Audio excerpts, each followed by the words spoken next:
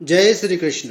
नमस्कार दोस्तों, स्वागत है आप सभी का हमारे चैनल भक्ति ज्ञान में। दोस्तों, आज मैं आपको भाद्रपद पूर्णिमा की व्रत कथा सुना रहा हूँ। द्वापर युग में एक समय की बात है कि यशोदा जी ने कृष्ण से कहा, हे कृष्ण, तुम सारे संसार के उत्पन्न करता, पोषण तथा उसके संहार करता हो। आज कोई ऐसा व्रत मुझसे कहो जिसके करने से मृत्यु लोक में स्त्रियों को विधवा होने का वह न रहे तथा यह व्रत सभी मनुष्यों की मनोकामना पूर्ण करने वाला हो। श्री कृष्ण कहने लगे, हे माता, तुमने अति सुंदर प्रश्न किया है। मैं तुमसे ऐसे ही व्रत को सविस्तार कहता हूँ।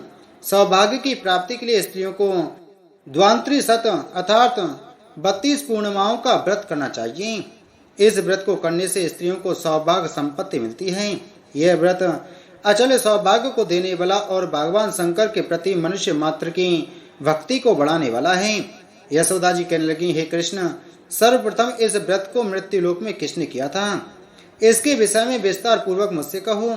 श्री कृष्ण जी कहने लगे कि इस भूमंडल पर एक अत्यंत प्रसन्न राजा चंद्रहास से पालत अनेक प्रकार के रत्नों से परिपूर्ण कात्का नाम की एक नगरी थी। वहां धनेश्वर नाम का एक ब्राह्मण था और उसकी स्त्री अति सुशील रूपवती थी। दोनों ही उस नगरी में बड़े प्रेम के साथ रहते थे। घर में धन दान आदि की कोई कमी नहीं थी। उनको एक बड़ा दुख था, उनकी कोई संतान नहीं थी, जिस वजह से वह बहुत दुखी रहते थे। एक दिन एक बड़ा तपस्वी योगी उस नगरी में आया। वह योगी बाकी सभी घरों से भिक्षा मांगकर भोजन किया करता था, लेकिन उस ब्राह्मण के घर से भिक्षा नहीं मांगा करता था। एक दिन योगी गंगा किनारे भिक्षा मांगकर प्रेम पूर्वक खा रहा था कि धनेश्वर ने योगी को यह सब कर देख लिया। सब कार्य किसी प्रकार से देख लिया। अपनी भिक्षा अनादर से दुखी होकर धनेश्वर योगी से बोले, और सभी घरों से भिक्षा लेते हैं, परंतु मेरे घर की भिक्षा कभी भी नहीं लेते, इसका कारण क्या है? योगी कहने लगा कि आपके धर्म हमें इस बात की आज्ञा नहीं देता है, क्योंकि अभी आप गृहस्थ जीवन में एक सुख से वंचित हैं। आपके घर संतान होने पर मैं आपके घर से भी भिक्षा स्वीकार कर लूंगा। उन्होंने कहा कि जिसे संतान नहीं है उसके घर से भिक्षा लेने से मेरे भी पतित हो जाने का भय है। धनेश्वर यह सब बात सुनकर बहुत दुखी हुआ और हाथ जोड़कर योगी के पैरों पर गिर पड़ा तथा दुखी मन से कहने लगा कि आप मुझे संतान प्राप्ति के उपाय बताइए। आप सर्वज्ञ हैं, मुझ पर अवश्य ही यह कृपा कीजिए। धन की मेरे घर में कोई कमी नहीं है, लेकिन मैं संतान न होने के कारण अत्यंत दुखी हूँ। आप मेरे इस दुख का हरण कीजिए। यह सुनकर योगी कहने लगा, तुम चंडी की आराधना करो। घर पहुंचकर उन्होंने यह सारी बात अपनी पत्नी को बताई और खुद वन में चला गया। वन में पहुंचकर उसने चंडी की आराधना की और उपवास किया। चंडी ने 16वें दिन उसको सपने में दर्शन दिए और कहा कि हे धनेश्वर, जा तेरे पुत्र होगा, लेकिन उसकी आयु सिर्फ 16 वर्ष की होगी। 16 वर्ष की आयु में ही उसकी मृत्यु हो जाएगी। अगर तुम दोनों स्त्री और पुरुष 32 पूर्णिमाओं का व्रत करोगे तो वह दीर्घायु हो जाएगा। जितनी तुम्हारी सामर्थ्य हो उतने आटे के दिए जलाकर शिव जी का पूजन करना, लेकिन पूर्णमासी 32 ही होनी चाहिए। सुबह होते ही तुम्हें इस स्थान के पास एक आम का पेड़ दिखाई देगा। उस पर चढ़कर एक फल तोड़कर अपने घर चले जाना। अपनी स्त्री को इस बारे में बताना। सुबह स्नान होने के बाद वह स्वच्छ होकर शंकर जी का ध्यान करके उस फल को खा ले, तब शंकर भगवान की कृपा से उसको गर्व हो जाएगा। जब ब्राह्मण सुबह उठा तो उसे उस स्थान पर आम का पेड़ दिखाई दिया और वह उस पेड़ से फल तोड़ने के लिए चढ़ा, लेकिन वह पेड़ पर चढ़ नहीं पा रहा था। यह देखकर उसे बड़ी चिंता हुई। उसने भगवान गणेश की उपासना की और कहा, हे दयानिधि, अपने भक्तों के विघ्नों का नाश करके उनके मंगल कार्य को करने वाले, दुष्ट का नाश करने वाले, रिद्धि सिद्धि देने वाले, आप मुझे इतना बल दें कि मैं अपनी मनोकामना पूरी कर सकूं। इसके बाद वह पेड़ से फल तोड़कर अपनी पत्नी के पास पहुंचा। उसकी पत्नी ने अपने पति के कहे अनुसार इस फल को खा लिया और वह गर्भवती हो गई। देवी की कृपा से उसे बहुत सुंदर पुत्र पैदा हुआ। उसका नाम उन्होंने देवीदास रखा। माता पिता के हर्ष और शोक के साथ वह बालक पढ़ने लगा। भगवान की कृपा से बालक बहुत ही सुंदर था, सुशील और पढ़ाई लिखा में भी बहुत ही निपुण था। दुर्गा जी के कथानुसार उसकी माता ने 32 पूर्णमासी का व्रत रखना शुरू कर दिया। जैसे ही 16वां वर्ष लगा, दोनों पति पत्नी बहुत दुखी हुए, कहीं उनके पुत्र की मृत्यु न हो जाए उन्होंने सोचा कि अगर उनके सामने यह सब हुआ तो वह कैसे देख पाएंगे। तभी उन्होंने देवीदास के मामा को बुलाया और 1 वर्ष के लिए देवीदास को काशी में पढ़ने के लिए भेज दिया। 1 वर्ष के बाद उसे वापस लेकर आ जाना। देवीदास अपने मामा के साथ एक घोड़े पर सवार होकर चल दिया। उसके मामा को भी यह बात पता नहीं थी। दोनों पति पत्नी ने 32 पूर्णमासी का व्रत पूरा किया। दूसरी तरफ मामा और भांजा दोनों रात गुजारने के लिए रास्ते में एक गांव में रुके। उस दिन उस गांव में ब्राह्मण की कन्या का विवाह होने वाला था।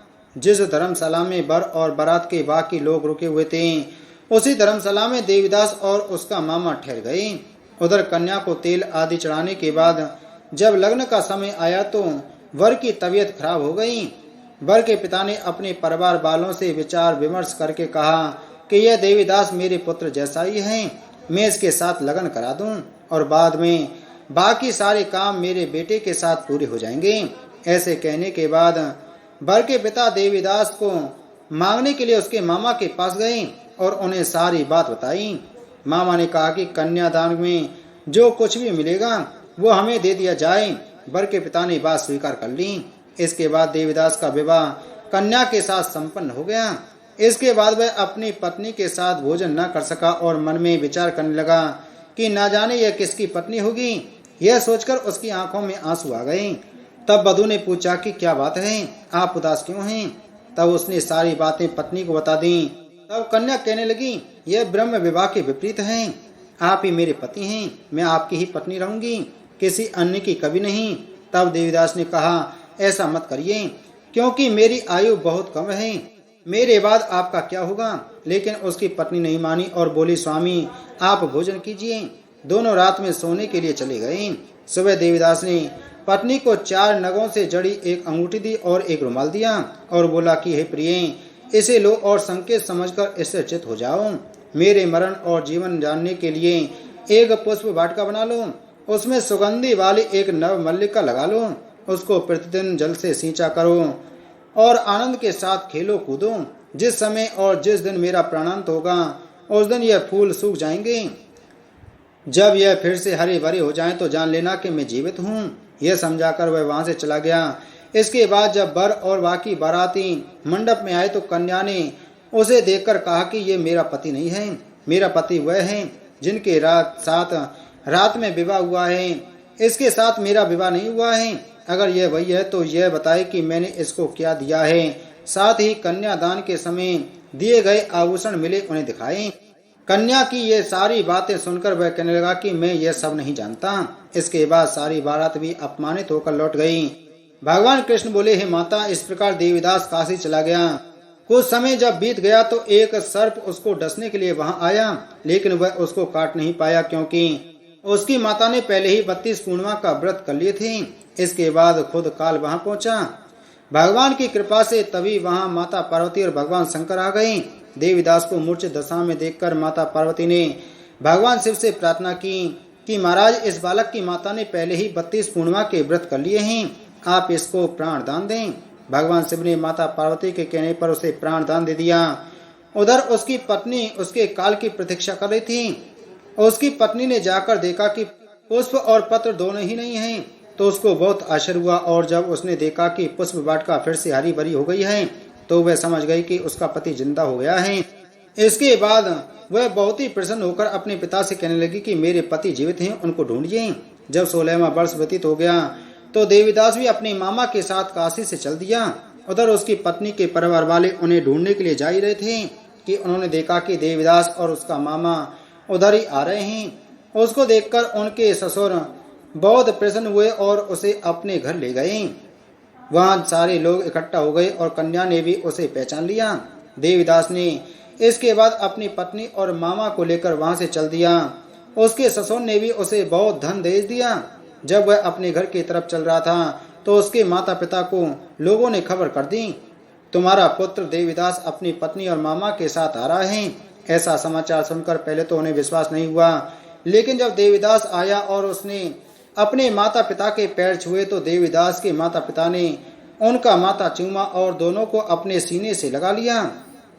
दोनों के आने की खुशी में धनेश्वर ने बहुत दान दक्षिणा ब्राह्मणों को दी।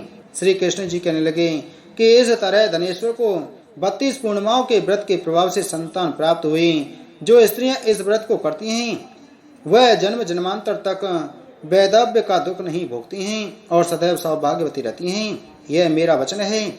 यह व्रत संतान देने वाला और सभी मनोकामनाओं को पूरा करने वाला है। जय श्री कृष्ण।